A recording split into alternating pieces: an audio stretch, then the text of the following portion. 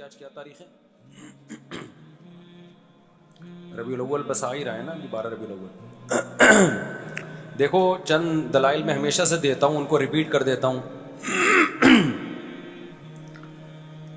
نبی صلی اللہ علیہ وسلم نے فرمایا میری امت کے 73 فرقے ہوں گے. یہی فرمایا نا آپ نے؟ فرمایا کلہم فی النار، سب کے سب جہنم میں ہوں گے سوائے ایک کے.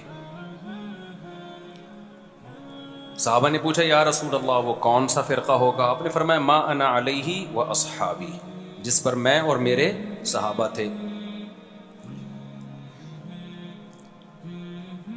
نبی نے یہ کیوں نہیں فرمایا کہ جو قرآن پر عمل کرتے تھے وہ جنتی ہوگا؟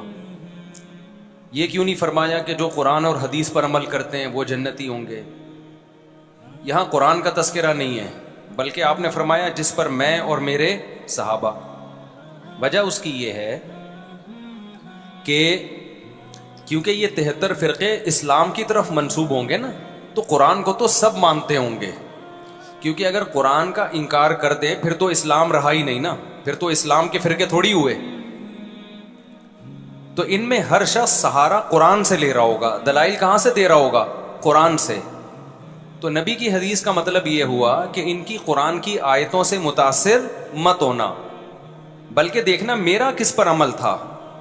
کیونکہ قرآن سب سے زیادہ سمجھنے والا میں اور قرآن پہ سب سے زیادہ عمل کرنے والا میں. تو قرآن کی آیت کی کوئی ایسی تشریح اگر کر رہے ہیں جس پر میرا عمل ہی نہیں ہے، اس کا مطلب وہ تشریح غلط ہو رہی ہے. جیسے ربیع الاول میں ایک دلیل دی جاتی ہے قل فبذالک قل بفضل اللہ وبرحمتہ فبذالک فلیفرحوا.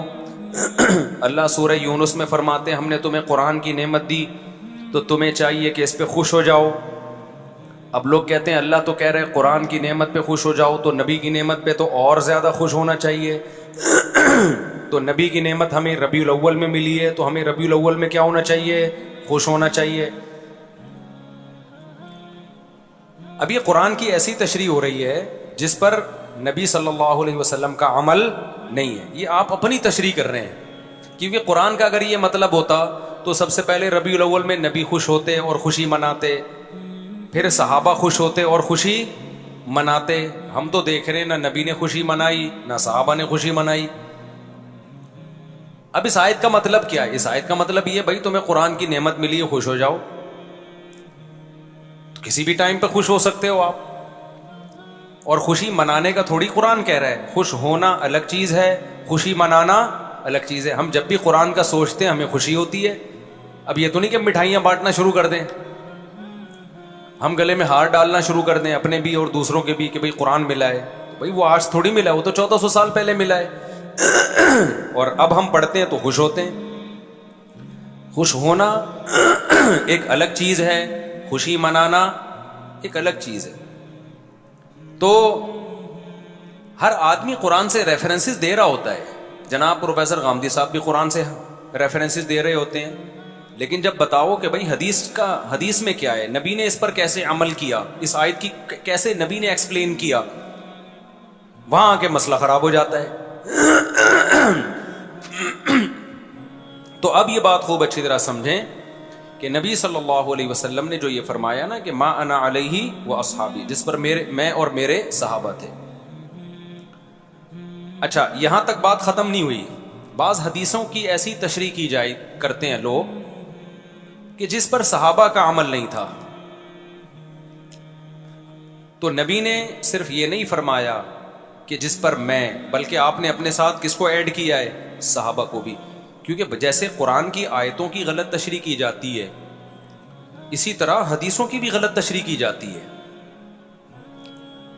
3 طلاق کا 3 ہونا یہ تمام صحابہ کا فتویٰ ہے. اب کوئی آپ کے سامنے حدیث پیش کر رہا ہے کہ 3 طلاقیں ایک ہوتی تھیں، تو سمجھ لو کہیں گڑبڑ کر رہا ہے. وہ حدیث کو ایکسپلین کرنے میں غلطی ہو رہی ہے، اس سے حدیث کا مطلب سمجھنے میں غلطی ہو رہی ہے اس سے. کیونکہ کسی ایک صحابی سے بھی نہیں ملتا کہ اکٹھی 3 طلاق کو ایک کہا انہوں نے. سارے صحابہ اکٹھی 3 کو کتنا کہتے ہیں؟ 3 کہتے ہیں.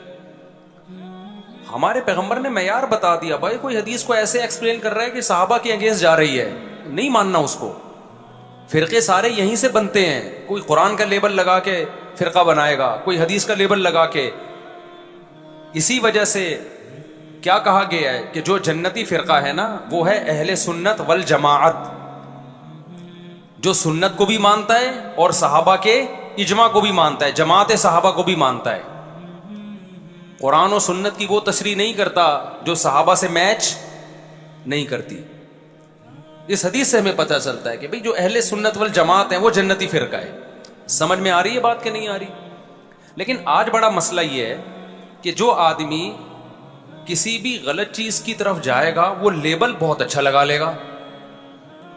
مثال کے طور پر ہمارے ہاں بہت سے حضرات ایسے ہیں جو اسلاف کے اقوال کو نہیں مانتے، نام سلفی رکھ لیا انہوں نے۔ میں سارے سلفیوں کو برا نہیں کہہ رہا، لیکن بہت ایسے ملیں گے کہ اسلاف کے جب قول ان کے سامنے پڑھ پڑھ کے سنائے جائیں وہ نہیں مانتے اس کو، لیکن کہتے اپنے آپ کو کیا ہیں؟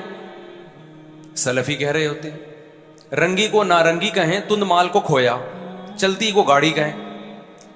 جو چلتی بھی چیز ہے اس کو لوگ کیا کہتے ہیں؟ گاڑی۔ گاڑی کا مطلب تو گڑی بھی ہے۔ اور جو تند مال ہے اس کو کہتے ہیں جو اتنا بہترین مال کو کھویا، یعنی کوئی ہم نے دودھ بھی کھو دیا یہاں۔ اور نارنگی، حالانکہ وہ تو رنگی بھی چیز ہے نا، اتنا کلر پیارا ہوتا ہے، اس کو لوگ کیا کہتے ہیں؟ نارنگی، یعنی رنگی نہیں ہے اس میں۔ تو یہی حال آج کل فرقوں کے اچھے اچھے لیبل میں، اسلاف کی ایک نہیں ماننا، نام کیا رکھ لینا؟ سلفی۔ اہل سنت والجماعت یعنی حدیث اور صحابہ کو فالو نہیں کرنا، سنت اور جماعت، صحابہ کی جماعت کو فالو نہیں کرنا، نام کیا رکھ لینا؟ ہم اہل سنت والجماعت ہیں۔ سمجھ میں آ رہی بات؟ ملتے جلتے ناموں سے لوگ دھوکہ کھا رہے ہیں۔ جماعت المسلمین نے کیا گڑبڑ کی؟ حدیث میں آتا ہے جو مسلمانوں کی جماعت سے الگ ہو کے نیا فرقہ بنائے گا وہ جہنم میں جائے گا۔ جب مسلمانوں کی جماعت سے الگ ہوا ایک فرقہ 1975 میں، اس الگ فرقے، وہ فرقہ جماعت المسلمین سے الگ ہوا ہے نا مسلمانوں کی جماعت سے، اس نے نام اپنا کیا رکھ لیا؟ جماعت المسلمین۔ تو یہ ملتے جلتے ناموں سے دھوکہ کھانے کی بالکل بھی ضرورت نہیں ہے، یہ لیبل ہے مارکیٹ میں چل رہے ہیں۔ میں بار بار ایک مثال دیتا ہوں کہ ایک آدمی نے چینی کی بوری پہ چاول لکھا ہوا تھا، لوگوں نے پوچھا بھائی اس کے اندر چینی ہے، باہر چاول کیوں لکھا ہوا ہے؟ کہتا ہے مکھیوں کو دھوکہ دینے کے لیے۔ تو بتاؤ مکھی دھوکے میں آ جائے گی؟ مکھی تو دھوکے میں نہیں آتی، کیونکہ بوری کے اندر جو چینی کی خوشبو ہے وہ اس کو لائے گی۔ آپ لیبل سے دھوکے میں آتے ہو۔ جو اپنے آپ کو سلفی کہتے ہیں آپ سمجھتے ہو یہ اسلاف کے قول اقوال پر عمل کرتے ہیں۔ جو اپنے آپ کو اہل سنت والجماعت کہتا ہے آپ سمجھتے ہو یہ حقیقت میں اہل سنت والجماعت ہیں۔ جو اپنے آپ کو جماعت المسلمین کہتا ہے آپ سمجھتے ہو یہ سچی مچی کے جماعت المسلمین ہیں۔ آپ اس خوشبو کو نہیں دیکھ رہے کہ عملی دنیا میں کون ہے جو حدیث اور صحابہ کو فالو کر رہا ہے، پریکٹیکل لائف میں کون ہے، اس پہ آپ غور و فکر کرنے کے لیے تیار ہی نہیں ہو۔ تو ناموں سے میں جانے کی بالکل بھی ضرورت نہیں ہے، کام کو دیکھو، کام کیا ہے؟ کام اہل سنت والجماعت والا ہونا چاہیے۔ اب یہیں سے ہم ربیع الاول کو دیکھتے ہیں، ربیع الاول کو، کہ یہ جو ربیع الاول ہے جس میں ہم خوشیاں منا رہے ہیں، مٹھائیاں بانٹ رہے ہیں، ہار پھول ہے، اور اب تو بہت کچھ ہونے لگا ہے، طواف شروع ہو گئے ہیں، ایک کعبہ کی شبیہ بنائی جاتی ہے، اس کا طواف ہو رہا ہے، کیک کٹ رہے ہیں، یعنی بدعت میں جتنا آگے جائیں گے تو جاتے چلے جائیں گے نا آپ۔ لیکن آپ پہلے اسٹیپ سے دیکھیں، مٹھائیاں تو بٹتی ہیں، حلوے تو پکتے ہی ہیں، یہ تو بہت کم درجے کا کوئی بدعت کو فالو کرے گا نا تو پہلا اسٹیپ ہے اس کا۔ لیکن ہمیں تو ایک لڈو بھی نہیں ملتا نبی کی سیرت میں، حلوہ تو آگے کی چیز ہے بھائی، ایک مبارکبادی کا پیغام بھی نہیں ملتا ہمیں پیغمبر کی سیرت میں کہ ربیع الاول آیا ہو اور ہمارے نبی نے کسی کو مبارکبادی کا پیغام دیا ہو، یا چلو نبی نے نہیں دیا صحابہ نے دیا ہو، کوئی ایک ضعیف موضوع روایت بھی نہیں ہے اس بارے میں۔ سمجھ میں آ رہی ہے بات کہ نہیں آ رہی؟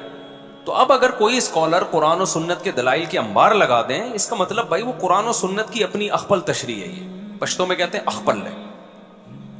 ہمیں صحابہ میں نہیں ملتی یہ چیز، نہ تابعین میں ملتی ہے، نہ تبع تابعین میں ملتی ہے، یہ تو ہندوستان میں بہت بعد میں جا کے ایک رسم شروع ہوئی ہے۔ تو اس لیے میں نہیں کہتا کہ جو ربیع الاول منا رہے ہیں وہ نبی سے محبت نہیں کرتے ہوں گے، ہم سے زیادہ محبت کرتے ہوں گے، لیکن علم نہ ہونے کی وجہ سے محبت کا رخ ٹھیک بولو نہیں ہے۔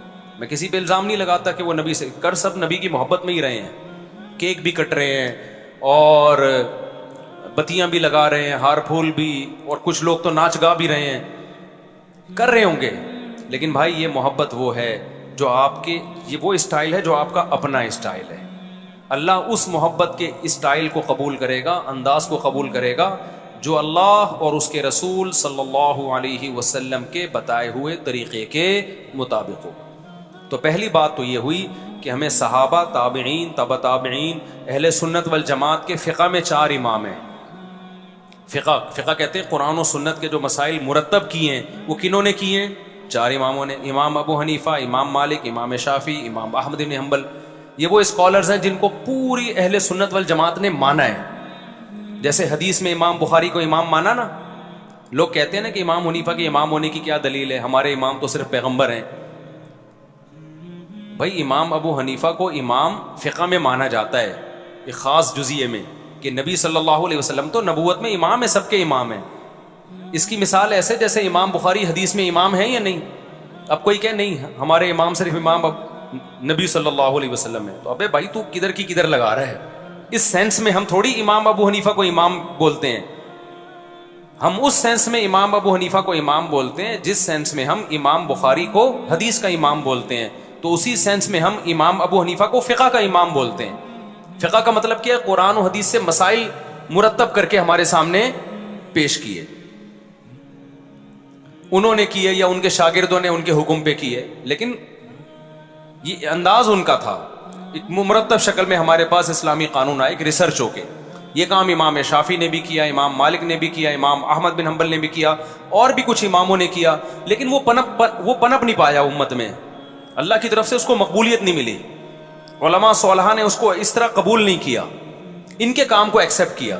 جیسے بہت سارے محدثین گزرے ہیں, لیکن سب تو مشہور نہیں ہوئے نا. جن سے اللہ نے کام لیا, جن کو امت میں مقبولیت ملی, وہ امام ابو داؤد ہیں, امام بخاری ہیں, امام مسلم ہیں, امام بہقی ہیں, اور امام ابن ماجہ ہیں. تو یہ مشہور لوگ ہیں جن کو بس اللہ کی مرضی ہوتی ہے, امت میں کسی کو اللہ مقبولیت عطا کر دیتے ہیں جس سے اللہ دین کا کام لینا چاہیں. تو اس سینس میں امام حنیفہ کو امام کہا جاتا ہے. کچھ لوگ کہتے ہیں ہمارے امام تو صرف محمد صلی اللہ علیہ وسلم ہے, اور کوئی ہمارے امام نہیں ہے. ان کو اپنے دماغ کے علاج کی ضرورت ہے. ایک صاحب کہنے لگے, میں نے کہا قائد اعظم نے فرمایا. اس نے کہا قائد اعظم جو ہے نا صرف پیغمبر صلی اللہ علیہ وسلم ہے. قائد اعظم مطلب سب سے بڑے قائد, وہ صرف محمد صلی اللہ علیہ وسلم ہے. ابے میں نے کہا کدھر کی کدھر لگا رہے. قائد اعظم ہم اس سینس میں نہیں کہتے کہ نبی کے مقابلے میں, وہ تو یقیناً پیغمبر صلی اللہ علیہ وسلم ہے. قائد اعظم کا مطلب جتنے دنیا میں اس زمانے میں امام جو محمد علی جناح کے دور میں جو بھی قائدین ہیں جنہوں نے اپنے قوموں کی آزادی کے لیے محنت کی, اس سینس میں ہم قائد اعظم کہتے ہیں. تو آج کل سینس لیس لوگ ہیں اور وہ ہمیں کہہ رہے ہیں ہم سے دین سیکھو, جن کو امام کے لفظ کا مطلب نہیں. امام ہر جگہ مختلف معنی میں استعمال ہوتا ہے. اب آپ کو ہمارے امام مفتی طارق مسعود صاحب ہیں, اگلا کیا ہے ہمارے امام تو صرف جو ہے محمد صلی اللہ علیہ وسلم ہے. تو آپ کہو بھائی ہم مسجد کے امام کی بات کر رہے ہیں, نماز میں ہمارے امام مفتی صاحب ہیں. اگلا بولے نہیں, نماز میں بھی ہمارا امام محمد صلی اللہ علیہ وسلم ہے. آپ کو بھائی اصل میں یوں بتانا چاہ رہا ہوں کہ نماز میں, جمعے کی نماز میں ہمارے امام مفتی طارق مسعود صاحب ہیں. آپ کہیں نہیں, جمعے میں بھی ہمارا امام کون ہے؟ محمد صلی اللہ علیہ وسلم. ہم ان کو دیکھیں. اس کا مطلب یہ پاگل ہے, یہ کیا ہے, اس سے بحث کرنا فضول ہے. تو امام ابو حنیفہ کو محمد صلی اللہ علیہ وسلم کے مقابلے میں امام نہیں کہا جاتا.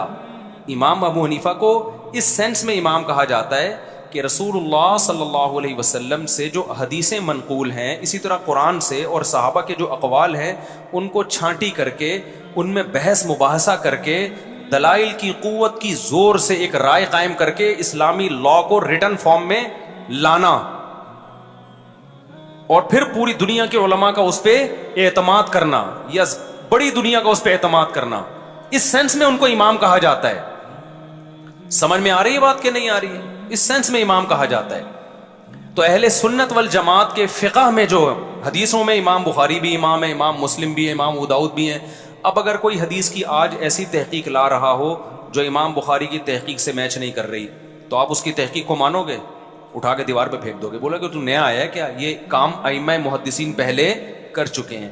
اسی طرح یاد رکھو فقہ میں یہ چاروں کو امام مانا گیا ہے اور ان کے شاگردوں کو